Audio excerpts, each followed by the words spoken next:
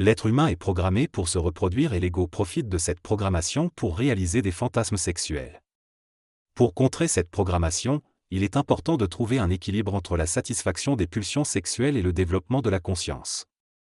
Une possibilité serait de devenir immortel, car alors le corps n'aurait plus besoin de se reproduire. En attendant, il faut empêcher l'ego de profiter de cette programmation pour éviter les conséquences négatives sur le processus de rajeunissement et la réincarnation des mémoires d'enfants dans un adulte. Il est possible de constater des symptômes, tels qu'une personne qui continue de fumer même si elle n'aime pas ça, à cause d'une programmation astrale. Avant la puberté, les sécrétions hormonales de la glande pinéale permettent aux enfants de rester jeunes malgré la croissance de leur corps. Cela se traduit par une texture particulière de leur corps et une augmentation de leur capacité cérébrale. À un certain moment, la glande pinéale cesse de sécréter ces hormones et le processus de réincarnation d'adulte commence, créant une crise d'adolescence où les mémoires d'adulte s'incarnent dans le corps de l'enfant. Cette lutte entre la conscience de l'enfant et celle des adultes peut entraîner des phases difficiles pendant l'adolescence. La relation sexuelle fréquente maintient les mémoires d'adulte et empêche le retour des mémoires de l'enfant. Cela épuise le corps physique et empêche la croissance de l'enfant. Ainsi, il est important de trouver un équilibre entre la satisfaction des besoins sexuels et le développement de la conscience pour favoriser une croissance saine. Le texte aborde plusieurs sujets, notamment les relations sexuelles et leur impact sur la communication énergétique. Il explique que l'humain est souvent conditionné à penser que la relation sexuelle est nécessaire pour communiquer efficacement, ce qui peut conduire à une perte d'énergie, de temps, de conscience et de dimensionnalité. Cependant, il souligne que l'intelligence permet de se libérer de cette centralité sexuelle en développant d'autres formes de communication, telles que la parole, la peinture, le sport, etc. En ce qui concerne la question de la séparation du Québec, le texte suggère que la séparation est déjà présente sur le plan énergétique et dans différents domaines, mais que cela ne se traduit pas nécessairement politiquement. Il affirme que le Québec est de plus en plus individualisé et que, peu importe la forme politique, ce sont les actions et la façon de fonctionner qui détermineront son degré de séparation. Dans ce texte, l'auteur aborde différentes idées sur la spiritualité, la politique, la conscience et l'identité. Il souligne notamment l'importance de préserver la langue québécoise tout en critiquant l'influence des anglophones sur le Québec. Il fait aussi référence à la fusion des êtres humains à travers l'imprégnation, qui évolue vers une fusion consciente appelée la fusion. L'auteur réfléchit également à sa propre identité multidimensionnelle et se questionne sur le sens de l'imprégnation lorsque tous les individus auront atteint un état d'être humain. La discussion aborde différents concepts tels que la fusion, la mort physique et celle de l'ego, la télépathie entre électrons et la relativité d'Einstein. Il est mentionné que les électrons ont la capacité de communiquer entre eux via des messagers, comme les photons. Il est également souligné que les particules subatomiques, comme les quarks, sont constituées d'énergie qui n'est pas soumise à l'espace-temps, ce qui leur permet d'adopter différentes positions simultanément. On mentionne également qu'Albert Einstein avait du mal à accepter certains de ces concepts, préférant des explications qui cadraient avec ses propres théories. Finalement, il est suggéré que libérer l'énergie contenue dans un concept peut amener l'ego à se remettre en question. Lorsque les humains évoluent suffisamment pour placer leur concept dans le concept global, il n'y a plus de désillusion des dieux, car ils comprennent que tout est énergie. Cependant, il peut y avoir des perturbations lorsque l'énergie que l'on dégage affecte les autres. Certains peuvent être perturbés, inhibés, frustrés ou affaiblis par notre présence. Il est important de prendre en compte les incidences de nos actions sur autrui et de développer la capacité à changer de point de vue. Certaines personnes peuvent être tellement impactées par notre énergie qu'elles nous fuient, car notre présence les rend trop mentales et conscientes de leurs problèmes. Il est donc possible de déranger les autres, et il est essentiel de comprendre cela et d'ajuster notre comportement si nécessaire. Le fait de goûter l'énergie des autres ne signifie pas que nous leur nuisons nécessairement, mais il est important d'être conscient de l'impact que nous pouvons avoir sur eux. Ce qui se passe peut être énergisant et énergifiant. Il est crucial de respecter les limites et les réactions des autres.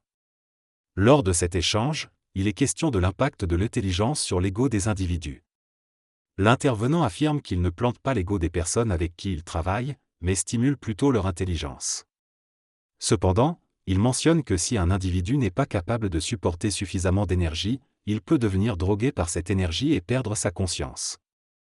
Il souligne aussi que certains individus restent eux-mêmes, tandis que d'autres deviennent dépendants de son énergie. Lorsqu'il n'est pas présent, ces personnes cherchent tout de même à retrouver cette énergie, mais elles peuvent aussi faire des choses pour échapper à leur propre intelligence.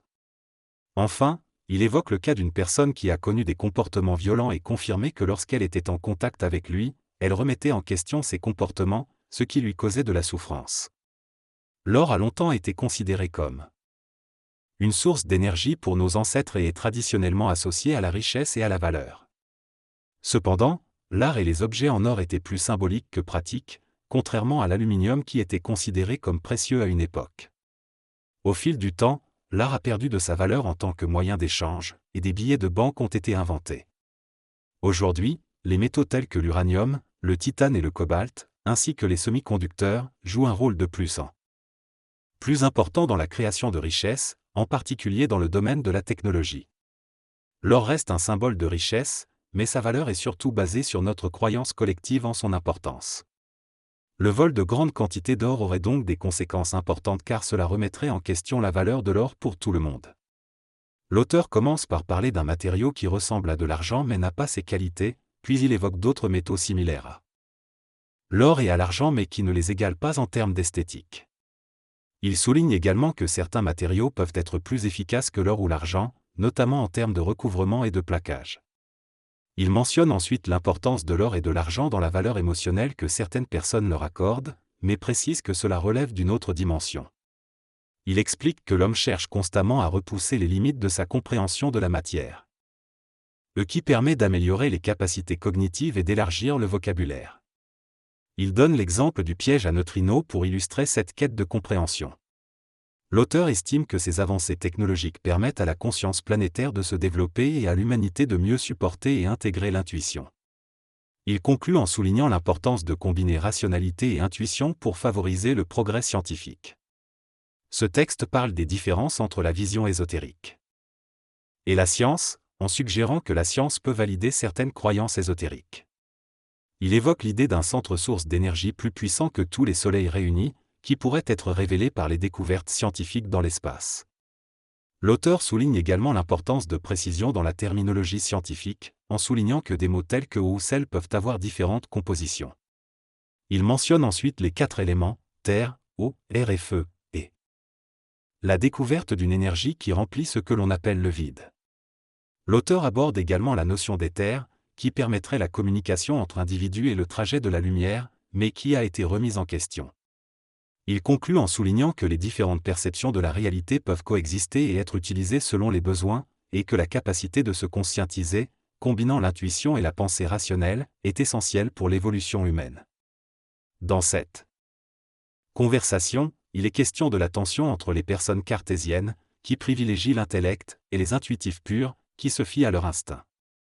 Les cartésiens semblent souffrir lorsque confrontés aux idées intuitives, tandis que les intuitifs ne sont pas dérangés tant qu'ils ne rencontrent pas de personnes cartésiennes. Le sujet de l'existence de Dieu est également abordé, avec l'exemple de la création de la Terre et du concept du Big Bang. Les scientifiques sont divisés sur la question de l'illusion et de la réalité, en particulier en ce qui concerne les hologrammes. Les philosophes mathématiciens et scientifiques, comme Albert Einstein, sont considérés comme les plus dangereux, car ils remettent en question les préjugés des intuitifs et des cartésiens. Il est mentionné que certaines découvertes scientifiques sont liées à l'intuition, comme la possibilité que l'eau ait une mémoire. Cependant, certains scientifiques s'opposent à ces idées. On parle également de la fusion nucléaire à froid et des chercheurs qui s'opposent à cette idée. Certains scientifiques sont influencés émotionnellement dans leurs recherches, ce qui retarde les avancées scientifiques. D'autres scientifiques neutres sont à la recherche de la vérité indépendamment de leurs émotions, mais ils ont souvent moins de financement. En fin de compte, il est mentionné que ces scientifiques qui ont une vision différente contribuent à apporter du neuf dans le domaine scientifique. Dans ce texte, elle est soulignée que de nombreux scientifiques ont des contacts avec l'intelligence, mais ils sont souvent trop occupés à faire de la recherche et à se défendre pour se rendre compte de leur propre existence en tant qu'être humain. Certains scientifiques intuitifs sont encore trop attachés à leur ego et n'ont pas encore compris qu'ils n'ont rien à prouver. Ils sont frustrés et se battent, ce qui les rend égocentriques. Cependant, avec le temps, certains scientifiques parviennent à se détacher de leur ego et à se concentrer sur leur travail sans se soucier des opinions des autres. L'exemple d'Einstein est donné, montrant qu'il était un génie dans de multiples domaines, mais même lui ne croyait pas en la fission nucléaire au départ. Finalement, les recherches ont prouvé qu'il avait raison. L'intelligence est abordée comme étant la capacité à travailler sur des problèmes complexes, comme la création d'une bombe nucléaire à Los Alamos. Le narrateur raconte comment au départ, personne ne croyait en la possibilité de créer une chaîne de réaction nucléaire. Mais avec le temps, ils ont réalisé que travailler sur une explosion externe ne fonctionnerait pas. Oppenheimer a donc proposé de se concentrer sur l'implosion. Malgré le scepticisme initial, ils ont persévéré et finalement réussi à créer une bombe nucléaire grâce à une implosion contrôlée. Le narrateur souligne également l'importance de l'amusement et de la curiosité dans la science, en rappelant l'attitude ludique d'Einstein. Elle affirme que l'esthétisme et l'intuition sont essentiels pour la science. Finalement, le narrateur mentionne l'importance de ne pas se soucier excessivement des choses, en se détachant et en jouant avec les mots. Il conclut en disant qu'il faut évoluer et changer notre perspective pour trouver du plaisir et du sens dans la vie. L'auteur exprime l'idée qu'il existe différentes façons d'accumuler de l'énergie, de développer la pensée et d'accéder à des états de conscience élevés. Il critique l'idée que l'on peut parvenir à ces états uniquement par l'écœurement ou les sermements constants, et propose qu'il est possible d'y parvenir également par la douceur et l'amusement. Il mentionne que l'accumulation d'énergie et d'informations est importante pour développer la pensée, mais il souligne qu'il est nécessaire de trouver un équilibre et de ne pas se laisser submerger par les pensées négatives. L'auteur fait également allusion à la puissance énergétique de la constatation, de la perception et de la spiritualité, mais insiste sur l'importance de connaître les mécanismes en jeu afin de ne pas être contrôlé par eux. La conclusion semble être que la compréhension et la maîtrise de ces mécanismes permettent d'atteindre un équilibre entre spiritualité, mentalité et énergie. La personne affirmait être consciente de ces différentes facettes physiques et mentales, mais qu'elle ne se laissait pas entraîner par la dimension spirituelle. Elle exprimait que la spiritualité pouvait être appréciée de manière esthétique sans pour autant influencer sa vie. Elle soulignait que tout est énergie et que la forme de communication de cette énergie ne devait pas asservir. Elle utilisait l'image d'un disque laser sur une table tournante ordinaire pour illustrer que la perception de l'énergie dépend du lecteur. Pour elle, les personnes équilibrées ne tombent pas dans le piège de la forme, mais l'utilisent à leur avantage. Elle concluait en laissant les autres se débrouiller avec cette idée et en les encourageant à s'amuser.